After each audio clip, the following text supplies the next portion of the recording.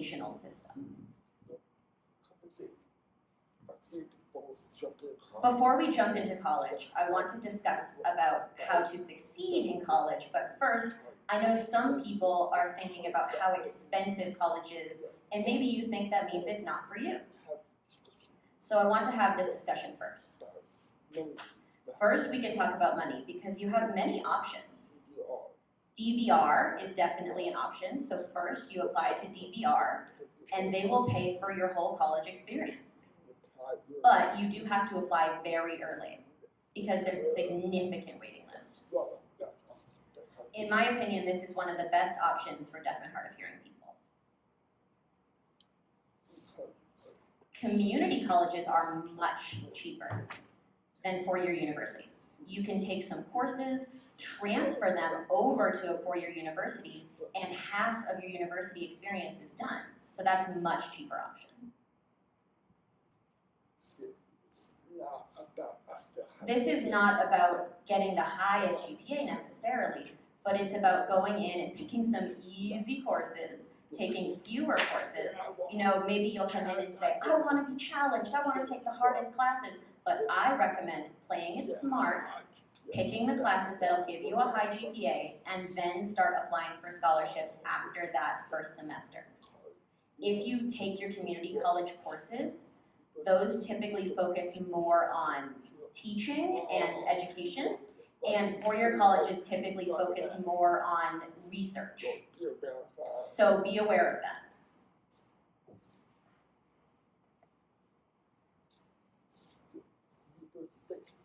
Universities like CU have special programs for people who are living in poverty, who have very limited income.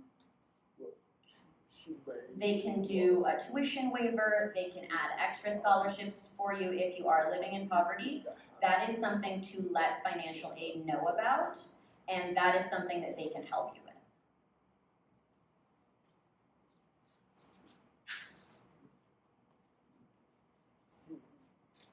So we talked about how CU is $16,000, and there are lower cost universities. For example, Western Governors University, that costs, I think, $17,500 per year, compared to CU 16,000. And so that's the total cost as opposed to per semester. So you can find cheaper universities, there are options.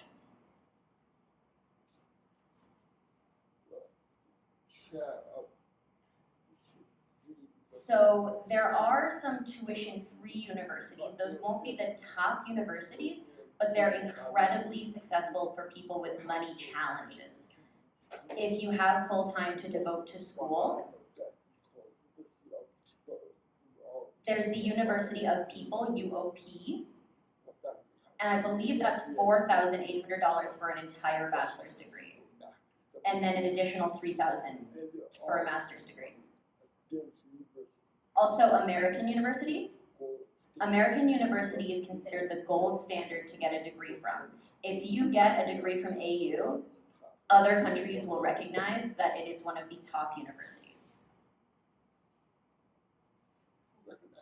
Who is this? Does anybody recognize her? This is Simone Biles.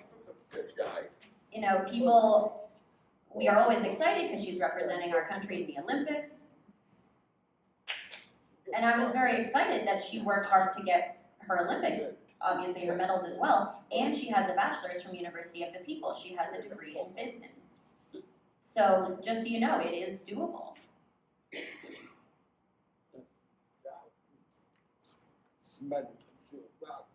So you have options for money. Now, let's discuss if you don't want to go to college. That's fine. You have options too.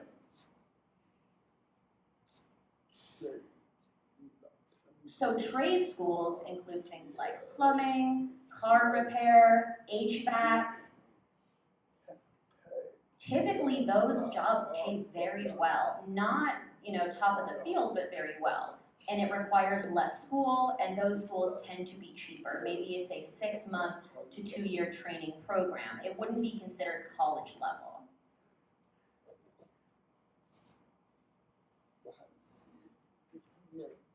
So you can see that those trades do make good money. Some up to $100,000 a year. That's not a bad option if you don't feel like college fits you.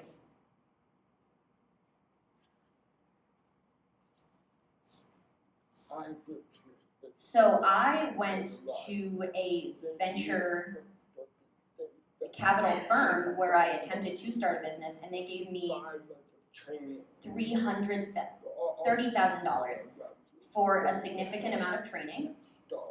And Boulder has programs like Techstars and other VCs where you can apply, and they will give you education support for entrepreneurship. It is competitive, just so you know, but it is an option.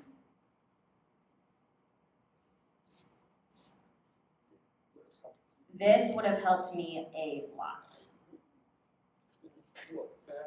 When I went into school, I got terrible grades. I left and went into the real world and came back to college and got much better grades. And sometimes there's educational delay that includes language deprivation and everything of that nature. And sometimes if you come back to college, you are more mature than the other students, and that can benefit you. If you take a year or 2 year break to grow, that can really help you.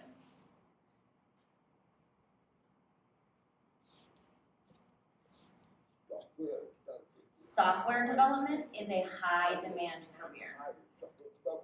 I know that some software developers don't have a degree. All of they have is a high school diploma.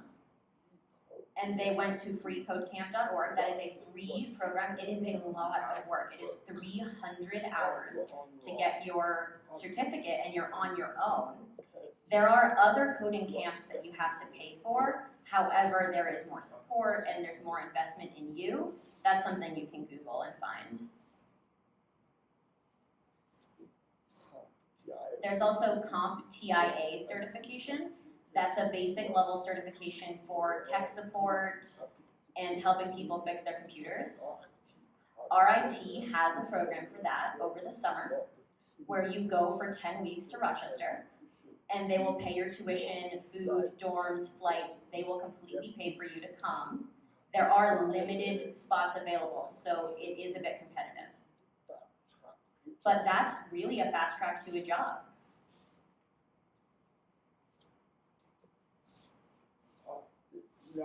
So this does not replace a college degree, but many elite universities, for example, Wharton University, has certificates that you can pay maybe $600 for to take 3 online courses, and then you can say, I have a business certificate from Wharton, and that is a high-named school, and that has an impact on whether people want to hire you.